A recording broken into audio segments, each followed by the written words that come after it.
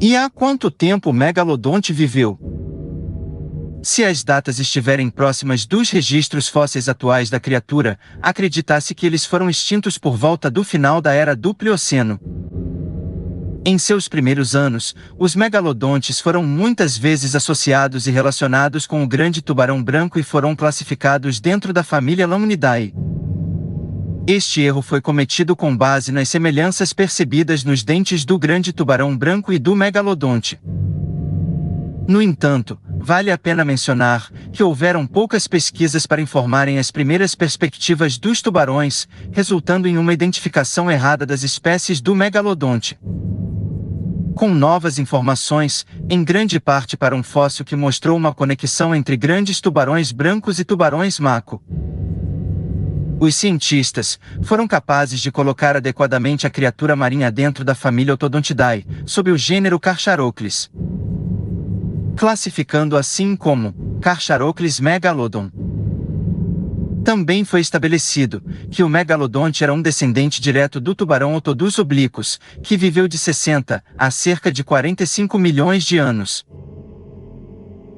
Embora o Otodus obliquus fosse de um tamanho respeitável, podendo chegar ao tamanho de 9 a 12 metros, ele de forma alguma rivalizava com o poderoso megalodonte.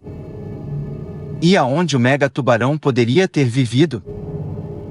Com base onde foram encontrados os fósseis do megatubarão, sabe-se que a criatura tinha um grande terreno de alimentação e pouca competição. A criatura foi capaz de suportar faixas amplas de temperaturas que variam de 1 grau a 24 graus Celsius. Embora certamente tivesse a preferência por águas tropicais.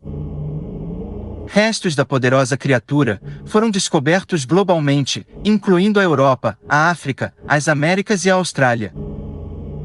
Os dentes dos megalodontes também foram descobertos longe dos principais continentes do mundo, como na Fossa das Marianas, no Oceano Pacífico, leste do Japão e das Filipinas.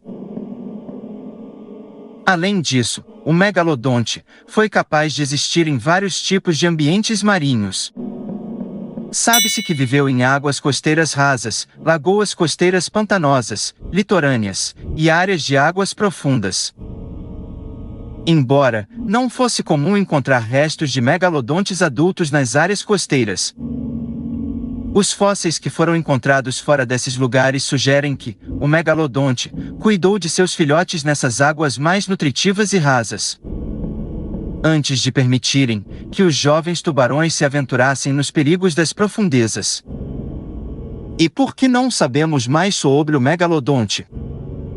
E com todas as tecnologias disponíveis para os pesquisadores nos dias de hoje, parece que deveríamos ter mais informações sobre os megalodontes e como eles se pareciam.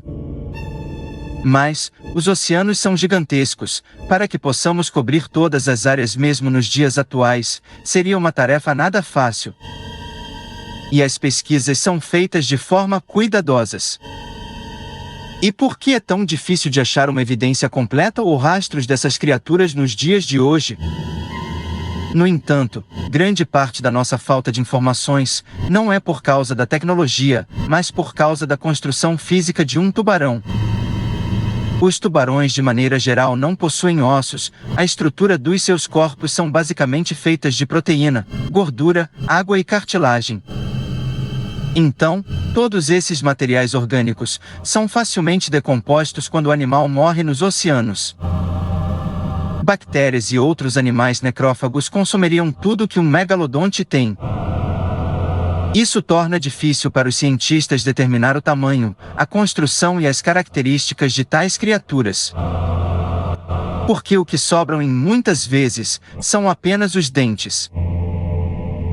Os dentes que são deixados para trás dessas criaturas, são através deles que se tentam chegar a uma resposta coesa desse animal. Foram descobertas algumas possíveis vértebras do megalodonte ao longo de algumas pesquisas. O esqueleto mais bem preservado que foi encontrado é uma coluna parcial de vértebras que foi composta de 150 núcleos vertebrais. E quais seriam as suas vítimas principais? Estudos mostraram que é provável que os megalodontes preferissem atingir baleias que tinham entre 2 a 7 metros de comprimento, evitando assim predadores do seu tamanho.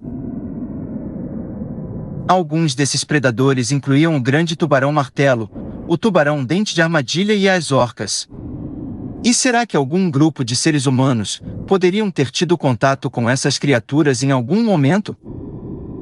Com os primeiros seres humanos surgindo há cerca de 100 mil a 150 mil anos. Isso poderia ser pouco provável, ou uma possibilidade remota de que algum humano pudesse ter visto essa criatura viva. Além disso, mesmo que os dois coexistissem na mesma linha do tempo, é duvidoso que eles tenham interagido. Por que o megalodonte foi extinto? De fato, acredita-se que grande parte das diversidades dos oceanos em formas de vidas pudessem ser atribuídas à introdução do megalodonte como um predador. Outros predadores da época haviam desenvolvido estratégias e táticas de caça, iguais à do megalodonte, o que aumentavam a competição com a criatura. Algumas espécies, como as orcas, originalmente desenvolveram uma mentalidade de predador de matilha, por causa da competição que foi introduzida pelo megalodonte. De todos os fatores que contribuíram para a extinção do megalodonte, talvez as alterações climáticas pudessem ser um dos principais fatores que mais tenham influência na extinção do megatubarão. Isso porque o provável resfriamento dos oceanos no mundo contribuiu para a mudança na cadeia alimentar. Os oceanos começaram a esfriar significativamente há cerca de 35 milhões de anos, o que acabou criando a glaciação nos polos que está presente nos dias modernos. E esse resfriamento, por sua vez, causou a paralisação da corrente do Golfo, o que impediu que as águas ricas em nutrientes chegassem aos seus destinos anteriores. Além disso, a falta de águas ricas em nutrientes teria afetado seu suprimento de alimentos, tornando a concorrência maior. O megalodonte ainda existe?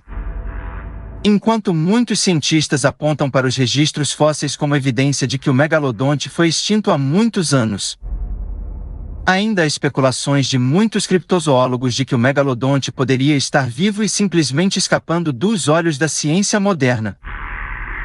Para essa tese, os cientistas muitas vezes apontam para os dois estranhos casos de animais que reapareceram: o tubarão megaboca e o selacanto.